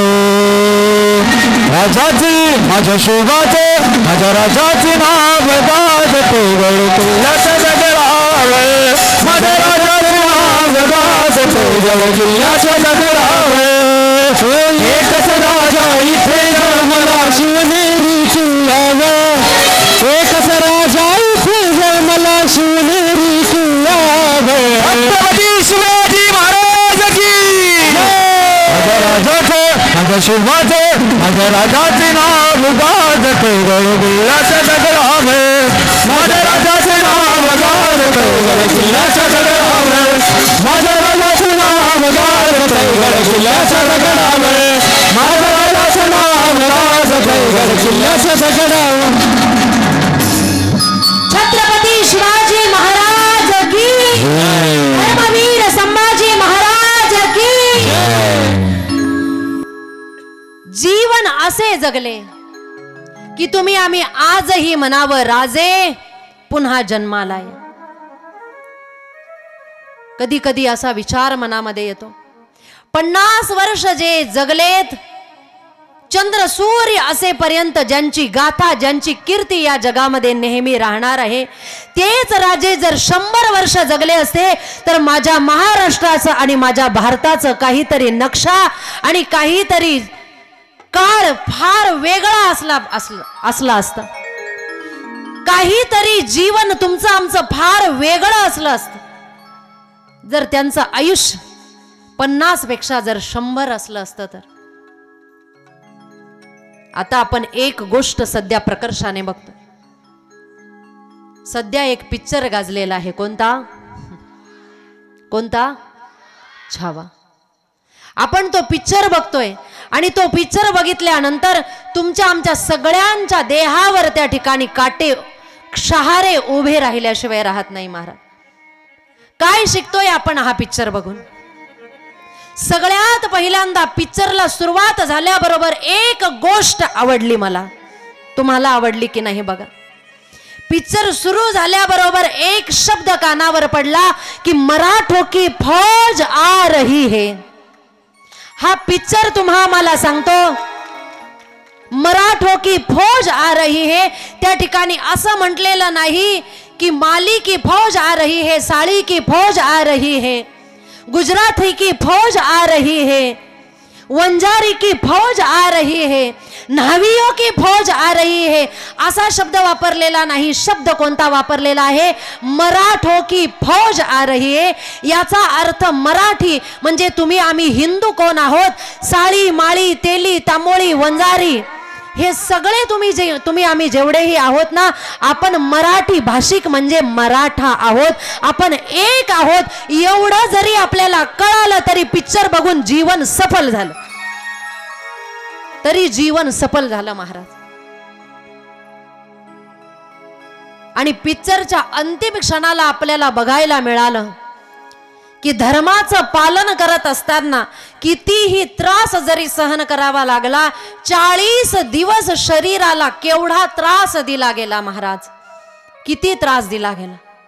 अंगावरचे कातडे काढले गेले, जीभ तोडली गेली, डोळे फोडले गेले, नख काढले गेले, सळयांनी अंगाला डाग दिले गेले, चटके दिले गेले, बिना अन्न पाण्याचं ठेवलं गेलं, बसून नाही उभं. 40 दिवस एवढा त्रास ज्यांना सहन करावा लागला. धर्म रक्षणासाठी त्यांनी एवढा त्याग केलेला आहे. धर्म म्हणजे काय आहे? धर्म म्हणजे सत्य. सत्याच्या रक्षणार्थ, रयतेच्या रक्षणार्थ, तुमच्या आमच्या सगळ्यांच्या रक्षणार्थ, मराठ्यांच्या हिंदूच्या रक्षणार्थ ज्यांनी प्राण त्याग केलेला आहे. आज आपलं कर्तव्य काय आहे?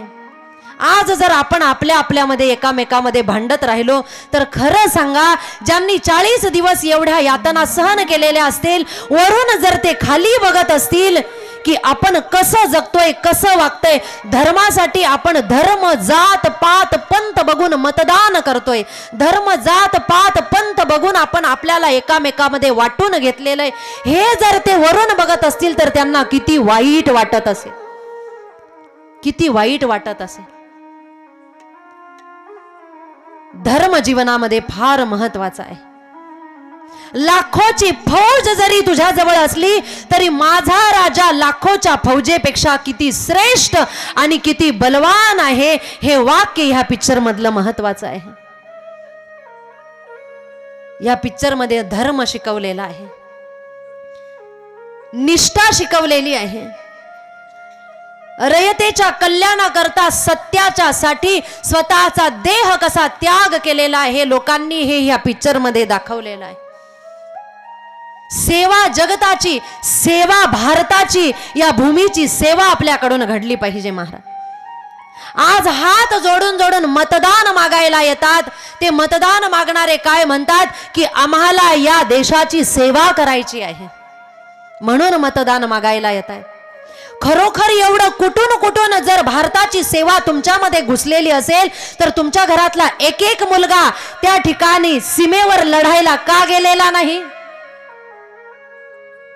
का गेलेला नाही? हा प्रश्न आपल्या मनामध्ये आला पाहिजे. एवढा हात जोडून तुम्ही जर मतदान मागायला येतायत आणि तुम्हाला जर भारताची सेवा करण्याचं एवढं रक्त तुमच्या उसळून आलेलं आहे, तर तुमच्यापैकी काही जण त्या ठिकाणी देश सेवेकरता सैनिक का बनलेले नाहीत? आपण आपल्यातच त्या ठिकाणी लढत बसलेलो आहोत. खरी सेवा आपल्याला कळालेलीच नाही, आपणच आपल्यामध्ये एकामेकाला वाटून घेतलेलं आहे महाराज. आपल्याला खरी देश सेवा कळालीच नाही. जो निवडून आला त्याच्याकडे 2 वर्षापूर्वी काही संपत्ती नाही आणि आता एवढी प्रॉपर्टी आहे की 100 पिढ्या बसून खातील. ही सेवा केली आपण देशाची, ही सेवा कळली आपल्याला भारताची, ही भारतभूमी कळली आपल्याला, हे देश सेवा कळली, हे प्रेम, हा त्याग, ही निष्ठा आपल्याला कळली. राहणारे फार आनंदात राहतायत आणि आपण मी या पक्षाचा, मी तो पक्षाचा, मी तो पक्षाचा बनून भांडतोय, ही निष्ठा आपल्याला कळाली. कुणी टेबला खालून दिले तर 1500 साठी आपण आपले मतदान विकून टाकले, ही देशाची सेवा आपल्याला कळाली. एवढं जरी आपल्याला पिक्चर मधून कळालं ना, आपलं जीवन सफल झालं महाराज. एवढं जरी कळालं तरी सफल झालं. जीवन कमी जगले पण असं जगले की चंद्र सूर्य असेपर्यंत नाव निघेल. म्हणून किती जगलात याच्यापेक्षा कसं जगलात याला महत्व आहे. आणि ज्याने कथा श्रवण केली त्याला आयुष्य जास्त मिळत नाही, आहे तितकंच राहतं, परंतु जीवन दिव्य झाल्याशिवाय राहत नाही.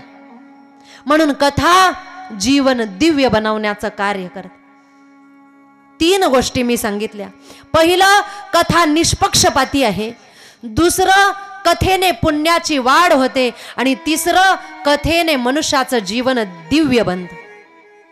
अमृताने या 3ही गोष्टी होऊ शकत नाही. म्हणून स्वर्गातलं अमृत फिकं आहे कथामृताच्या पुढे. शुकदेवजींनी सांगितलं नाही, मी हे कथामृत तुम्हाला देणार नाही.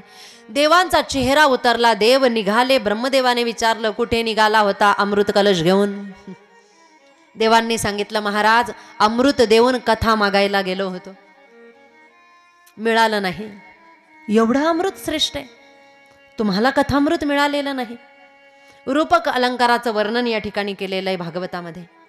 म्हणतात, ब्रह्मदेवाने तराजू काटा घेतला, एका पारड्यामध्ये स्वर्गामृत ठेवलं, एका पारड्यामध्ये कथामृत ठेवलं. तुलना करून बघू लागले, तेव्हा त्या ठिकाणी स्वर्गामृत अतिशय फिकं कमी भरलेलं आहे आणि कथामृत श्रेष्ठ भरलेलं आहे. आता कथा पारड्यात घेऊन वजन करण्याचा विषय नाही, पण रूपक अलंकाराचं हे वर्णन आहे.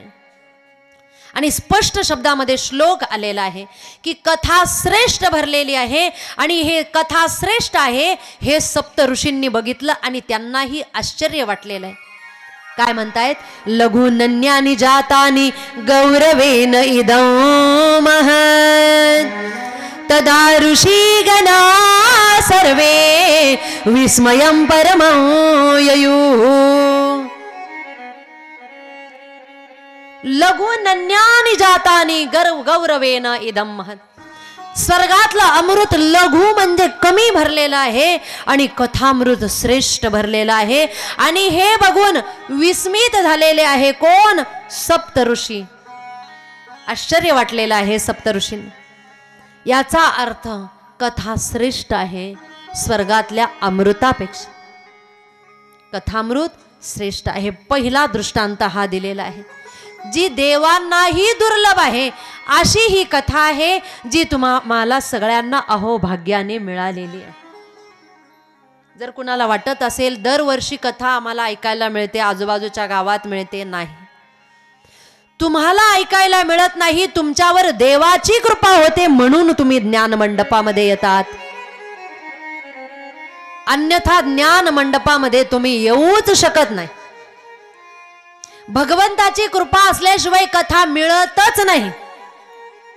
त्याच्यासाठी भाग्य असावं लागतं. अनेक जन्माचं पुण्य ज्या वेळेस एकत्र येतं तदा भागवतम लभेत, तेव्हा भागवताची प्राप्ती होत असते. श्रीमद भागवत किती श्रेष्ठ आहे. अजून श्रीमद भागवत किती श्रेष्ठ आहे याचे 2 दृष्टांत सांगितलेले आहे. परंतु वेळे अभावी घ्यायची कथा अजून?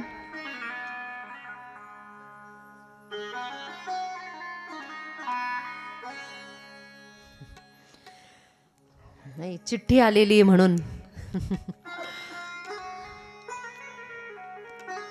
श्रीमद भागवत किती श्रेष्ठ आहे याचा दुसरा दृष्टांत सांगितलेला आहे.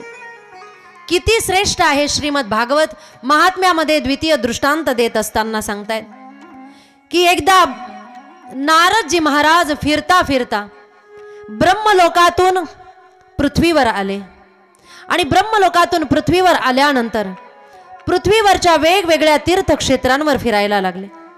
वेगवेगळ्या तीर्थक्षेत्रांवर त्या ठिकाणी फिरता फिरता नारदजी महाराज बद्री विशाला धामामध्ये गेले आणि बद्री विशाला धामामध्ये गेल्यानंतर 4 सनकादिक जे आहेत ब्रह्मदेवाचे प्रथम मानसपुत्र त्यांची भेट झाली नारदजींना. सनक, सनंदन, सनातन, सनत कुमार 4ही सनकादिक ऋषी जेव्हा नारदजींना भेटले त्यावेळेस नारदजींचा चेहरा उतरलेला दिसला. नारदजींचा उतरलेला चेहरा दिसला आणि सनकादिक ऋषींनी नारदजींना विचारलं, महाराज तुम्ही का दुःखी आहात? तुमच्या दुःखाचं कारण काय आहे? सनकादिक ऋषी म्हणतायत, कथं ब्रह्मांदिन मुख कुतश्चिंता तुरो भवान् त्वरित गम्यते कुत्र कुतश्चागमनो तव. कथं ब्रह्मंदिनन्मुख कुतश्चिंता तुरो भवान्. हे ब्रह्मपुत्र नारदजी कुठून आलेला आहात आणि तुम्हाला कुठे जायचंय? तुमच्या दुःखाचं कारण काय आहे हे जाणण्यासाठी प्रश्न काय विचारला? कुठून आलेला आहात आणि कुठून जायचं? याचा अर्थ नारदजींना दुःखी असताना सुद्धा जर समजत असेल की मी कुठून आलेलो आहे, म्हणजे मी कोण आहे, मी आत्मा आहे, भगवंतापासून माझी उत्पत्ती आणि कुठे जायचंय भगवंतापर्यंत, दुःखामध्येही हे आठवत असेल तर नारदजी संत पदावर स्थित आहे. आणि जर नारदजींचं दुःख हे स्वतःसाठी नसेल तर नारद या पदावरून पदच्युत झालेले असतील. ज्यांना दुःख असतं ते संत नसतात. असेलच दुःख तर संतांना स्वतःबद्दल नसतं, जगताबद्दल असतं. जगताबद्दल दुःख करणं, दुःख वाटणं हा संतांचा स्वभाव किंवा लक्षण आहे, आभूषण आहे संतांचं. जगत कल्याणासाठी विचार करणं, जगत कल्याणासाठी दुःख वाटणं, जगदोद्धारासाठी दुःखी असणं हा संतांचा स्वभाव आहे. हे संतांचं आभूषण आहे, हे संतांचं लक्षण आहे.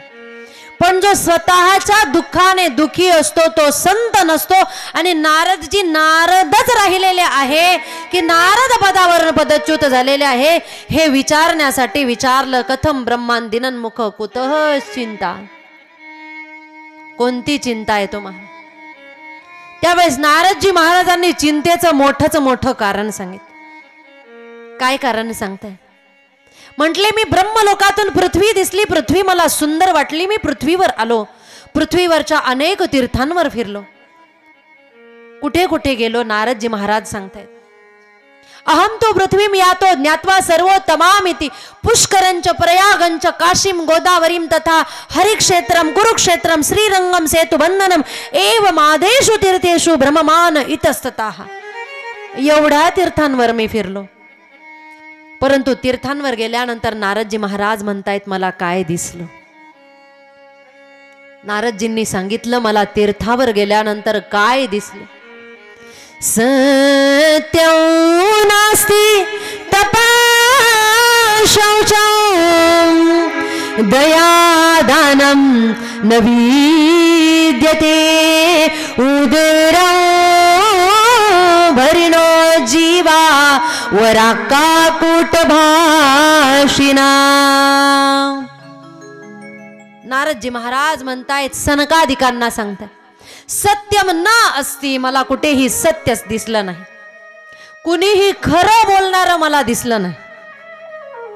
आजकाल खरं कुणीच बोलत नाही, आणि जर कोणी थोडंफार जरी खरं बोलत असेल तर त्याला वाटतं हरिश्चंद्र राजानंतर माझाच नंबर. खरं कोणी बोलत नाही. सत्यम न असती तपह न असती. कुणीही तप करायला तयार नाही. कुणीही तप करायला तयार नाही. तप जरी केलं, साधे उपवास तापास जरी केले, तेही एक प्रकारचं तप आहे. तर तेही तप केलं तर तेही स्वार्थासाठी. देवा या वर्षी तरी माझ्या मुलाचं लग्न होऊ दे, मी 5 वाऱ्या करेन. आता एक नवीन उपवास निघलेला आहे. कोणता? सध्या महिला धरतायत महादेवासाठी. कोणता आठवतंय का नाव?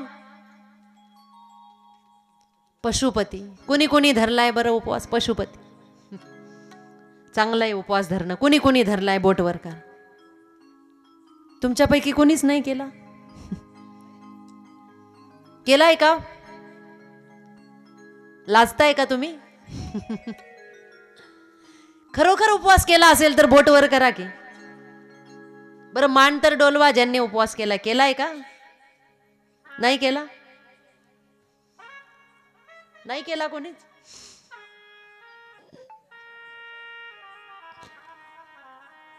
उपवास करताय सध्या पशुपती. तो नाहीच केला तर वैभव लक्ष्मी. तो नाहीच केला तर गुरुवार, 4 गुरुवार मार्गशीर्ष महिन्याचे. ते नाहीच केले तर एकादशी असेल, सोमवार असेल, करतात ना. बरं हे उपवास जे करत आहात किंवा आतापर्यंत जर कोणते उपवास केले असतील, 16 सोमवार जर केले असतील वगैरे वगैरे, कोणते का केलेत? याच्यासाठी कोणी उपवास केलाय की मला देव भेटला पाहिजे? केलाय? नाही महाराज. देव भेटावा म्हणून केलेला नाही. माझी व्याधी जावी, माझं दुःख जावं, माझ्या मुलाला नोकरी लागावी, माझ्या मुलीला मुलगा व्हावा, याच्यासाठी आपण उपवास केलेले. तप जरी केले तरी ते स्वार्थासाठी केलेले आहेत. म्हणून नारदजी महाराज म्हणतात तप न. आपलं तप, आपले उपवास, आपली भक्ती कशासाठी आहे? वाढावे संतान, गुरुही व्हावे धन. पण नारदजी म्हणतायत पृथ्वीवर गेल्यानंतर मला तप न असती, शौचम न असती. शौच म्हणजे काय आहे? पावित्र्य कोणीही ठेवत नाही. पावित्र्य ठेवलं पाहिजे. काही गोष्टीसाठी नियम सांगितलेले आहेत महाराज. पावित्र्य कोणीही ठेवत नाही. बऱ्याच भागामध्ये गेल्यानंतर थंडीच्या दिवसात जर कथा असली आणि जर कुणाच्या घरी मुक्काम असला तर त्या ठिकाणी प्रकर्षाने बघायला मिळतं. आधी महिला वर्ग उठतात, स्वयंपाक करून घेतात, स्वयंपाक केल्यानंतर धुणंही धुवून घेतात आणि मग आंघोळ करतात. म्हणजे आंघोळ करायच्या आधी स्वयंपाक केला. सांगा घरातल्या लोकांची बुद्धी भ्रष्ट का होणार नाही? कथा ऐकूनही काय फायदा? म्हणून काही गोष्टीला नियम आहे. घरामध्ये लक्ष्मी टिकावी वाटत असेल तर घरामध्ये स्वच्छता असली पाहिजे. घरामध्ये लक्ष्मी टिकावी वाटत असेल तर घरामध्ये कधीही जाळं असता कामा नये. घरामध्ये लक्ष्मी टिकावी वाटत असेल तर आवाज घरातल्यांचा सगळ्यांचा लहान असला पाहिजे. एकामेकावर मोठ्याने ओरडून बोलला तर घरामध्ये लक्ष्मी टिकत नाही महाराज. घरामध्ये लक्ष्मी टिकावी वाटत असेल तर रात्री झोपण्याच्या आधीही घर स्वच्छ असलं पाहिजे. घरामध्ये केर कुठेही असता कामा नये. घरामध्ये सुख, समृद्धी, शांतता टिकावी वाटत असेल, घरामध्ये सुख नांदावं जर वाटत असेल तर घरामध्ये दिवसभर त्या ठिकाणी कामं केल्यानंतर रात्री जर जेवण केलं, भोजन झालं तर घरामध्ये खरकटे भांडे रात्री कधीही ठेवून झोपता कामा नये. शौचम सांगते मी. पावित्र्य घरामध्ये पाळलं पाहिजे. सकाळी उठल्याबरोबर पूर्वीच्या महिला स्नान केल्याशिवाय चुलीला स्पर्श करत नव्हत्या. गरम पाणी जरी केलं तर स्नान झाल्यानंतर ती चूल नंतर सारवून घेत होते, कारण स्नानाच्या आधी त्या चुलीला स्पर्श झालेला आहे. पण स्नानाच्या आधी जर भोजन बनवलं जात असेल आणि असं भोजन जर आपण करत असणार तर सांगा आपली बुद्धी का भ्रष्ट होणार नाही? शौचम न असती याच्यावर बोलते मी. पावित्र्य त्या ठिकाणी पाळलं जात नाही. आज घातलेले कपडे पुन्हा उद्या घातले जातात. कंटाळा. मग राहू मागे लागेल, केतू लागेल, वेगवेगळे ग्रह, ऍस्ट्रॉलॉजी सगळंच काही सांगते. ये किया तो या ये होगा, वो किया तो वो ग्रह पिछे लगे. नख वाढले त्याच्यामध्ये घाण असली तुमच्या मागे कोणता तरी ग्रह लागेल. दात स्वच्छ नसतील तुमच्या मागे कोणता तरी ग्रह लागेल. तुमचं शरीर स्वच्छ नसेल तुमच्या मागे कोणता तरी ग्रह लागेल. ॲस्ट्रॉलॉजी लगेच काहीतरी सांगणार. घरामध्ये नेहमी घाण असली, जाळं असलं, तुम्ही उशिरापर्यंत झोपत असणार, उशिरानंतर सूर्योदय झाल्यानंतर उठत असणार, तुमच्या मागे कोणता तरी ग्रह लागल्याशिवाय राहणार. कितीही धन कमावलं घरामध्ये धन टिकत नाही. काही गोष्टी जीवनामध्ये चुकीचा आपण वागलो तर. म्हणून प्रत्येक गोष्टीच्या मागे काहीतरी विज्ञान आहे, शास्त्र आहे, पावित्र्य घरामध्ये पाळलं गेलं पाहिजे. परंतु म्हणताय शौचम न असती आता कुणीही त्या ठिकाणी पावित्र्य पाळायला तयार नाही. दुसऱ्यांचे कपडेही वापरायचे नसतात. श्रीमद भागवतामध्ये वर्णन आलेलं आहे. दुसऱ्याचा मुकुट राजाने परिधान केला, जरासंधाचा मुकुट राजाने परिधान केला. काय झालं? राजाची बुद्धी भ्रष्ट झाली. दुसऱ्याची जपमाळ वापरायची नसते, दुसऱ्याचे घातलेले कपडे घालायचे नसतात. कारण ज्याचे ते वस्त्र आहे त्या वस्त्रामध्ये त्याचे गुण त्या ठिकाणी प्रविष्ट झालेले असतात आणि ते वस्त्र परिधान केल्यानंतर त्याचे गुण आपल्यामध्ये उतरल्याशिवाय राहत नाही. दुसऱ्याची चप्पल, दुसऱ्याची घड्याळ वापरायची नसते. आपली घड्याळ दुसऱ्यांना द्यायची नसते. आपली घड्याळ म्हणजे आपला वेळ आहे आणि आपला वेळ आपण दुसऱ्यांना दिला तर आपली वेळ बर्बाद झाली असं म्हटलं जातं. काही गोष्टींना शास्त्र आहे, काही गोष्टींना नियम आहे. प्रत्येक गोष्टीसाठी वेगवेगळा श्लोक वेदामध्ये आलेला आहे. शोधलं तर सगळं सापडेल महाराज. नारदजी म्हणतायत त्या ठिकाणी शौचम न असते, पावित्र्य पाळलं जात नाही. परिणाम काय होतो? रोग वाढतायत, दुःख वाढतंय, यश हातामध्ये त्या ठिकाणी राहत नाही.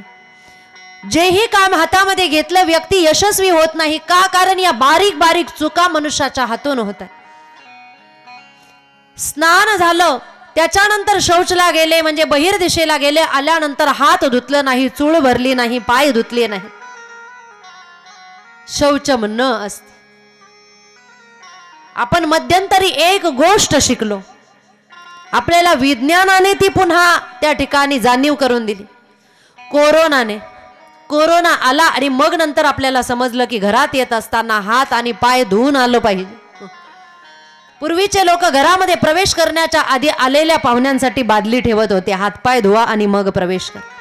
म्हणजे पूर्वीच्या लोकांचं जे लॉजिक होतं ते आपल्याला पुन्हा बघायला मिळालं. केव्हा? कोरोनामध्ये. आपण तेव्हा शिकलो सॅनिटायझर आणलं पाहिजे आणि हात धुतले. आपण पुन्हा शिकलो. या मागच्या गोष्टी ज्या आहेत ना, जुनं ते सोनं हे खोटं नाही, हे खरं आहे. पण प्रत्येक गोष्टीच्या मागे काहीतरी विज्ञान आहे आणि ते विज्ञान, ते शास्त्र आपल्या साधूंनी, आपल्या संतांनी आपल्याला आधीच शिकवलेलं आहे. पण नारदजींनी ती गोष्ट बघितली. शौचम न असती, दया न असती. कुणीही कुणावर दया करायला तयार नाही. दया जरी केली तरी स्वार्थ असेल तर एकामेकावर दया केली जाते. स्वार्थ नसेल तर आपण एकामेकावर दया सुद्धा करत नाही. ऍक्सिडेंट झाला, एखादा व्यक्ती पडलाय, त्याचं रक्त सांडलंय, त्याचे हातपाय हलतायत, बघणारे निघून जातात आणि विचार सुद्धा करत नाही की या व्यक्तीला आपल्या गाडीत टाकून जर दवाखान्यात नेलं या व्यक्तीचा प्राण वाचू शकतो, या व्यक्तीचे जीव वाचू शकतात. हा व्यक्ती जर वाचला तर याच्या घरामध्ये सगळं काही चांगलं होऊ शकतं. याचे मुलं बाळ बिना बापाचे राहणार नाहीत. फक्त एक मदतीची आवश्यकता आहे, परंतु दया न असती. नारदजी महाराज सांगतायत दानम न असती. कोणीही दान धर्म करायला तयार. उदरम भरिणो जीवा वराक्का कूट भाषिणा. स्वतःचं पोट भरण्यासाठी लोक स्वार्थी झालेले आहे आणि लोक खोटं बोलून जीवन जगतायत. नारदजी म्हणतायत हे दृश्य मी बघितलं. फिरता फिरता मी वृंदावनामध्ये गेलो. त्या ठिकाणी एक स्त्री दिसली आणि ती स्त्री दिसल्यानंतर तिच्याजवळ 2 वृद्ध होते. जेही 2 वृद्ध होते त्या दोघांकडे बघून ती स्त्री रडत होती. मी तिथून निघणार तेवढ्यात त्या स्त्रीने मला आवाज दिला, भो भो साधो क्षणौ तिष्ठ मचिंता मपिनाशय दर्शनं तव लोकस्य सर्वथा गहरं परं। भो भो साधो क्षणं तिष्ठ, हे साधो एक क्षणभर थांब। मी थांबलो, विचारलं कोण आहात देवी, तुम्ही का रडत आहात? तिने स्वतःचा परिचय दिला, अहम भक्ती रीतिख्याता इमो मे तनयो मतो ज्ञान वैराग्य नामानो काल योगेन जर्जरो। महाराज हे माझे दोन मुलं आहे, एक आहे ज्ञान आणि दुसरा आहे वैराग्य। हे माझे मुलं आहेत, मी तरुण आणि माझे मुलं म्हातारे झालेले आहेत। याचा अर्थ काय आहे? भक्ती कुणीही करत नाही आणि भक्ती तरुण दिसली, फक्त वृंदावनामध्ये भक्ती करताना दिसले, परंतु ज्ञान जगामध्ये कुठेही नाही आणि वैराग्य सुद्धा नाही। त्यांना वृद्धावस्था आलेली आहे, ते अचेत आहेत। भक्तीच्या मुलांचं दुःख, भक्तीचं दुःख दूर करण्यासाठी आणि भक्तीच्या मुलांना तारुण्य अवस्था आणण्यासाठी नारदजींनी वेदाचे पाठ केले, गीतेचे पाठ केले, उपनिषदांचे पाठ केले। वाचन चालू असलं की मुलं तरुण व्हायचे, वाचन बंद झालं की जैसे येथे।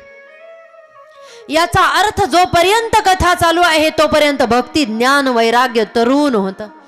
कथा संपली, काल्याचं कीर्तन झालं की जैसे येथे पुन्हा जसे तसे, तसेच भांडण, तसेच विकार, तसेच विषय, तसाच स्वार्थ। काय झाला एवढा अट्टहास करू? कशासाठी मंडप, कशासाठी साऊंड सिस्टीम, कशासाठी कथाकार, कशासाठी कलाकार? हा सगळा अट्टहास ज्याच्यासाठी आहे, त्या गोष्टीमध्ये जर आपल्यात बदल घडला नाही तर हा पसारा व्यर्थ आहे महाराज, हा पसारा व्यर्थ आहे।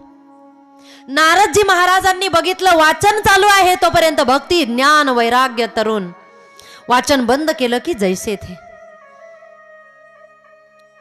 काय केलं पाहिजे? हे दुःख नारदजींचं आहे। भक्ती देवी आणि तिचे मुलं म्हणजे ज्ञान आणि वैराग्य कुणाही मध्ये नाही पृथ्वीवर, म्हणून नारदजी दुःखी। नारदजींनी दुःखाचं कारण सांगितलं सनकादिकांना बद्री विशाला धामामध्ये। सनकादिकांनी सांगितलं तुम्हाला जर हे दुःख दूर करायचं असेल तर उपाय आहे, भागवताचं वाचन करा।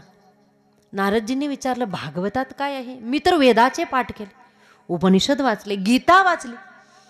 सनकादिकांनी सांगितलं भागवत काय आहे? म्हटले भागवत वेद आणि उपनिषदाचा सार आहे। वेदोपनिषदा सारा जाता भागवती कथा, अत्युत्तमा ततो भाती पृथक् भूता फलाकृती। भागवत काय आहे? वेदोपनिषदा सारा जाता भागवती कथा। भागवत वेद आणि उपनिषदाचा सार आहे, तुम्ही वाचन करा। नारदजी म्हटले तुम्ही वाचा ना महाराज, मी ऐकायला बसतो। म्हटले ठीक आहे, काही हरकत नाही। सनकादिक गंगाद्वार समीपेतो तटम आनंद नामकम, हरिद्वार या ठिकाणी गंगेच्या तटावर आले। त्या ठिकाणी कथा सांगण्यासाठी सनकादिकांपैकी एक जण बसलेले आहेत, बाकीचे कथा ऐकायला बसले। नारदजी बसले, अनेक साधू संत सपत्नीक शिष्य आले। काही श्लोकामध्ये श्रीमद भागवताच्या महात्म्याचं गान केलं आणि ते गान केल्याबरोबर ऐकणाऱ्यांच्या अंतकरणामध्ये भक्ती ज्ञान वैराग्य जागृत झालं। म्हणजे भक्तीचे मुलं तरुण झाले, भक्ती देवीला आनंद झाला, भक्तीचं दुःख दूर झालं, नारदजींचंही दुःख दूर झालं। कारण ज्ञान आणि वैराग्य यांना भागवतामुळे तारुण्य अवस्था आलेली आहे। भक्तीने विचारलं महाराज मी कुठे बसू? म्हणले जेवढेही लोक कथा ऐकतायत त्यांच्या हृदयामध्ये बसा।